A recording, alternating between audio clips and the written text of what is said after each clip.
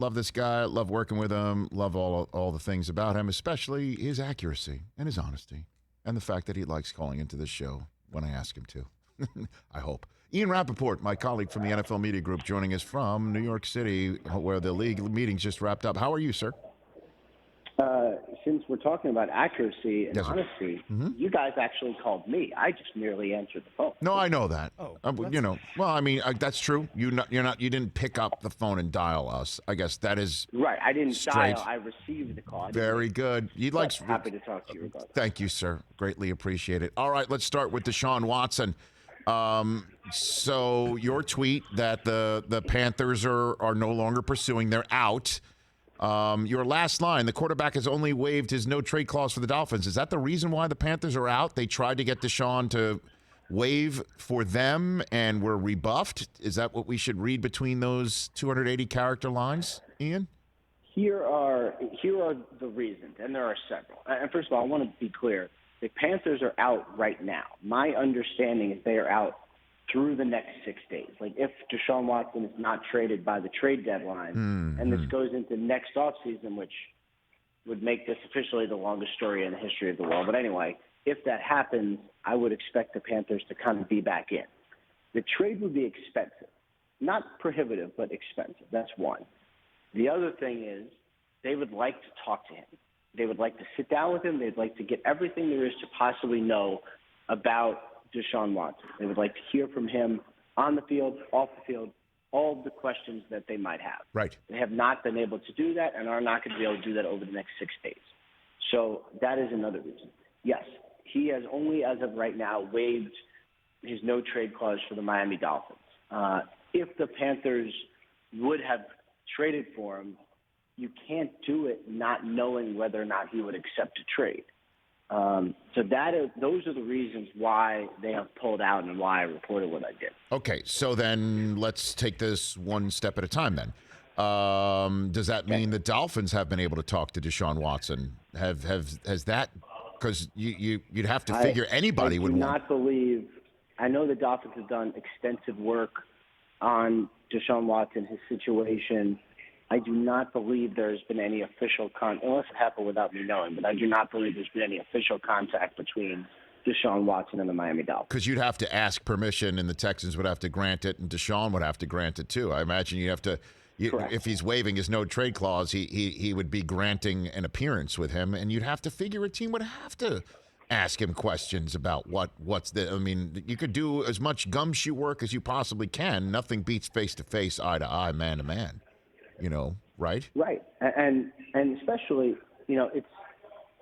I'm not the one making the decision, and it is not my team. But I still cannot imagine, it's actually a good point. I cannot imagine doing this. You can think one thing, right? But if you're going to give 3 first-rounders and more, plus many, many millions of dollars, plus, the public reaction will be certainly notable if a trade does happen, you better be sure.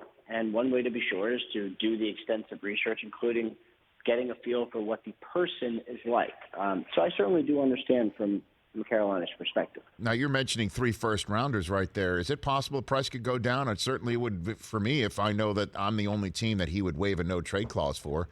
And I understand that the word that just bringing everything that you said together, Ian, is that if this goes to next offseason, there could be other teams that would be willing to get back in it, but nobody can get in it if the guy who has a no-trade clause is only willing to waive it for one team. So wouldn't that kind of take away any leverage Nick Caserio has for wanting dollar for dollar as opposed to cents on it? No, but I do think I don't think that would take away leverage. I mean, yes, the Miami Dolphins are in a good position now, but Caserio's leverage is he doesn't have to do the deal. You can really make a legitimate argument, Rich, that it makes sense for the Texans to wait. And here are the reasons.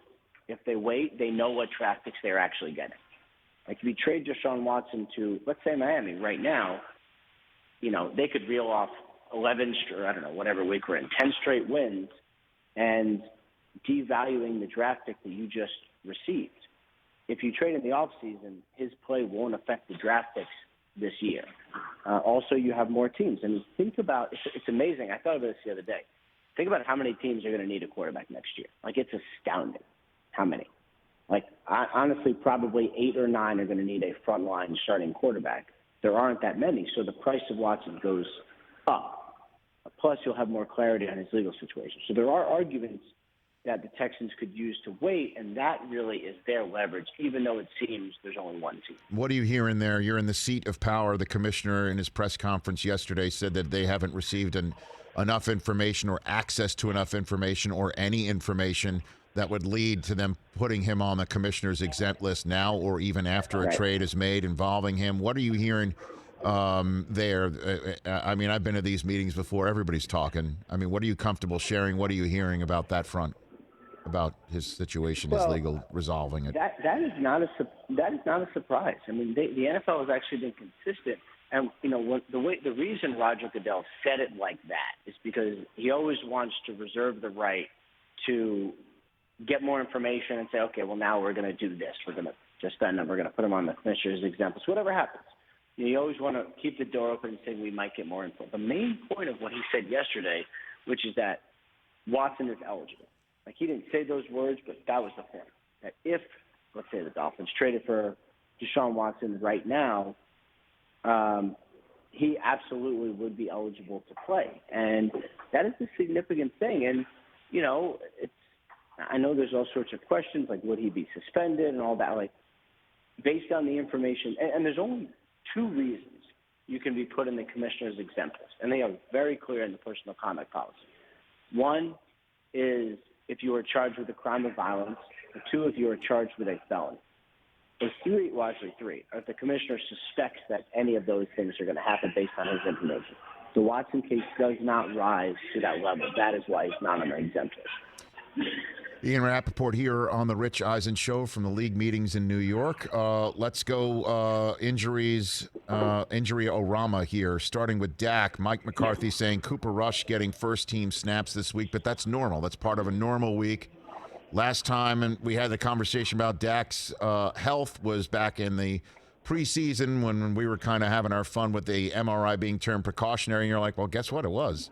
It is. So I ask you, how serious is the calf right now for him? Not that serious. I think he's going to be okay. It sounded like last week he had a really good week. I know after Saturday's rehab session, I thought the Cowboys were pretty optimistic all the way. But after Saturday's rehab session, they were very optimistic. Like, I guess he had a really good session. He was in the pool for most of the week. It's impossible to say that without thinking of Costanza. But well, there definitely would be shrinkage on the scoreboard if it's Cooper Rush on Sunday night. Let's put it that way. You know, you would assume. I would say that is, yeah. I mean, with all due respect to Cooper Rush, I think that is correct. Yes. But they think he's going to be okay. You know, is he going to be like 1,000% mobile? Maybe not. But like, he hasn't run that much this year anyway. I'd be pretty confident. I'd be pretty confident in knowing what they're going to get. Okay, so you think we're seeing him Sunday night as we're sitting here on a Wednesday? That's what you're saying. Oh, absolutely. Okay, all right. There you go, TJ. There you go. There's your answer. You know, and he was right the last time. So you were spot on, Ian, last time about his arm or back or all that stuff. You know, one might say I'm often right. One definitely would not be. No one in my family or my wife, but some other people. That's very good. Okay, what's going on with Antonio Brown? His injury more serious than believed? Is that the case in Tampa with him right now? Yeah. I mean, he's on crutches. That's not great. And the way Bruce Arians described it is a little worrisome, I have to be honest. Like, did you hear what he said? He said it's an ankle sprain, but it's around the heel. That is not a good description of an injury, especially if you have an explosive player. And like if you ever had a heel injury, and I happen to have the privilege of one time injuring my heel, not saying I'm quite like Antonio Brown, but I've also had a heel injury. It is terrible. So I would say yes, this is a little worrisome for the Tampa Bay Buccaneers. Okay, what's the latest on Michael Thomas? When do you think, you said a couple weeks ago that it would be more than a couple weeks after he could come off of injured reserve or PUP, right? So what's the plan for him? Because one would think, that's what a large missing ingredient. I mean, we saw on Monday night an offense that was all about making sure Alvin Kamara got the ball in open space and things like that. But after a while, one would think other teams like maybe, say, the Bucs would be able to stop that more effectively than Seattle. What do you think? What's the deal with Michael Thomas? I mean, just first, from a big picture situation, I thought Jameis played well. There were the receivers did not help him at all. Right. I mean, they couldn't get open. Dimes out there. And I'm well, not they did get open and they dropped fantasy it. I'm not gonna go there where I had him in fantasy and I needed him to have a big day and he actually did, except his receivers let him down and therefore I lost. I'm not gonna go into all that. Nice. But it would have helped me. Anyway, Michael Thomas has been with the team. He has been rehabbing. That is good news. And usually that wouldn't be noteworthy, but remember, he kind of went dark a little bit last offseason leading to the situation. So he has been with the team. He has been rehabbing. His return is coming. I don't know if it's going to be this week, but it is coming soon. So I would imagine, by November, he is probably going to be able to play, barring some sort of setback.